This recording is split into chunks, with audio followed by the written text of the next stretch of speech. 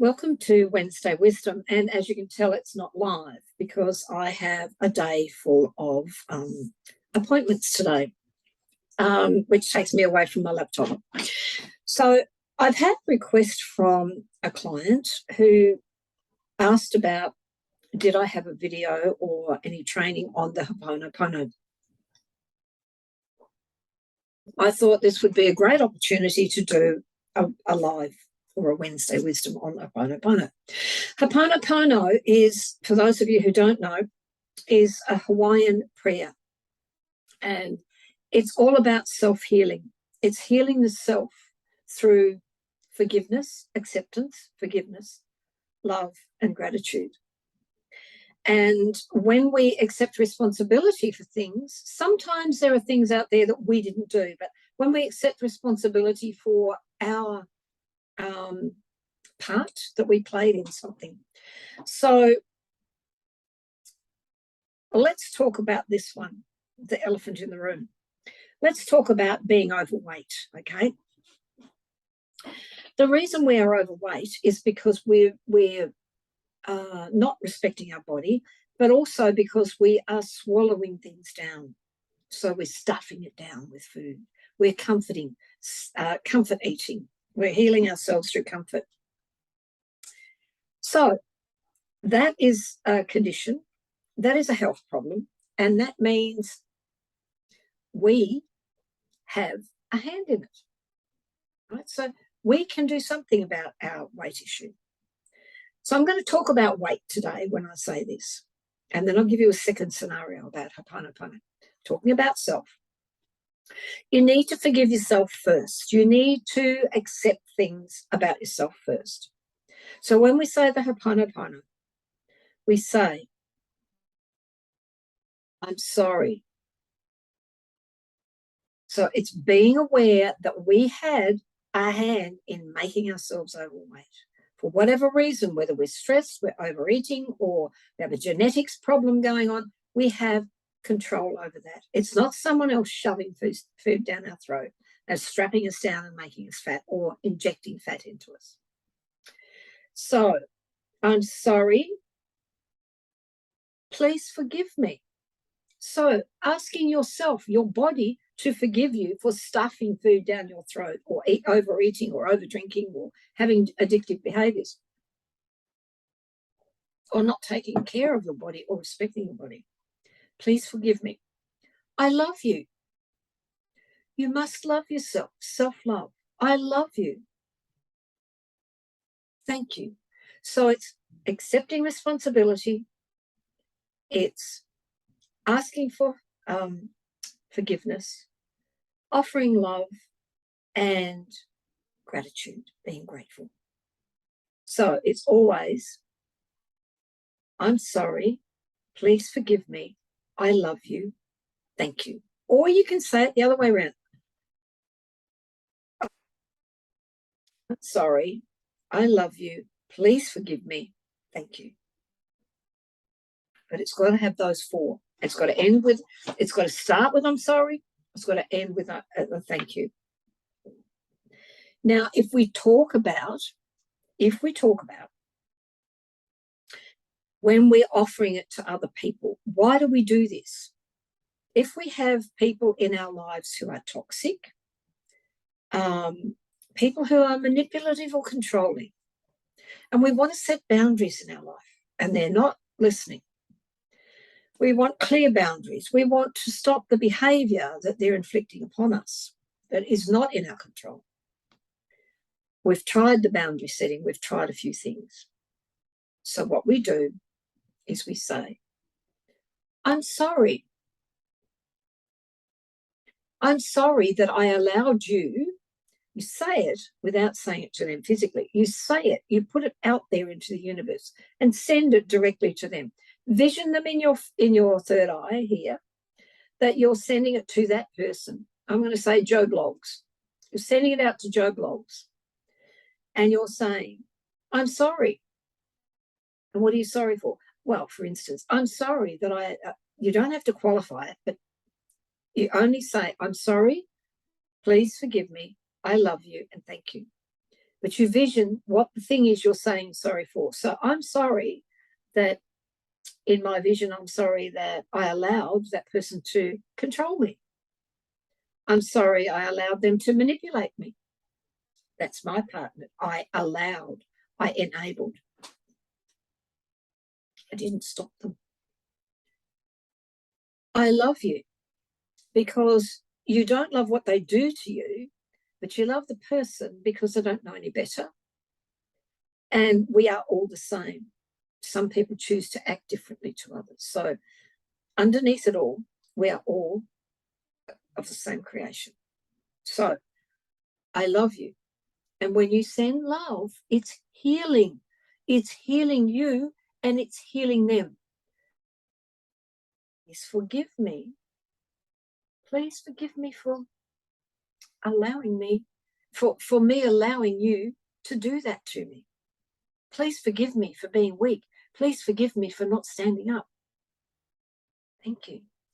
So when somebody does something to you over a long period of time, you carry wounds. And by releasing through the Ho'oponopono, you have healing for yourself. Now imagine you write a letter and you say, I'm sorry, Joe Bloggs.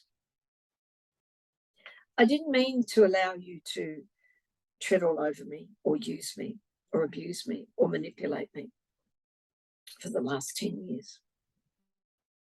I love you because deep down I know you're a good person. Realistically, you are a good person. It's just you choose to be different at the moment. Please forgive me for allowing you to manipulate me, for giving you control, for giving over my power, for appearing weak, for appearing to be a victim. Thank you. You fold that note up, that letter up. You pop it in an envelope. You seal it up. You address it in invisible ink. You give it to the fairies to deliver to Joe Bloggs. So just the intention of that you've written, so you just intended that when you say the Ho'oponopono, it's an intention going out there. Give it to the fairies. Fairies deliver it to Joe Bloggs' door. Joe Bloggs opens the door and sees a letter on the doorstep. Picks it up. It's no name. It's in invisible ink, remember? No name, no address. He has feeling. It's for him. He can choose to either A, open it and read it, or B, discard it, put it in the bin, or C, say it's not mine, so send it back with the fairies. So he can choose to accept it, the Ho'oponopono. He doesn't know we've sent Ho'oponopono. He knows something. He feels the energy of something different. So let's say Joe Bloggs is your ex-partner. He was narcissistic. He treated you badly and you left him.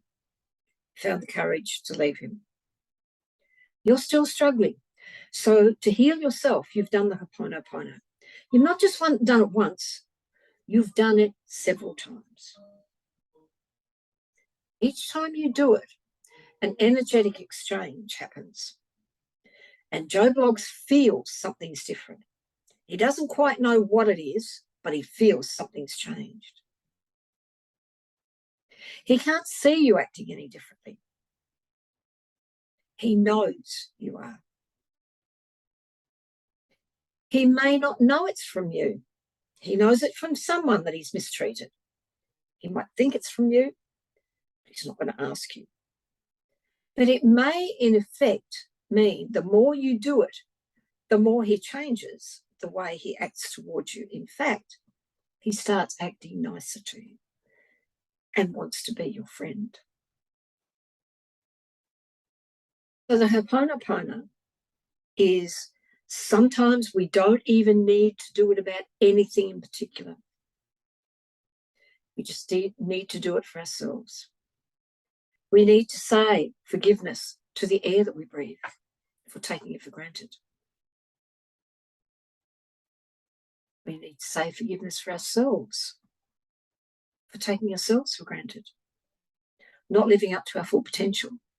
But when we do it with other people, whenever we put boundaries up, and especially when they're invisible boundaries, like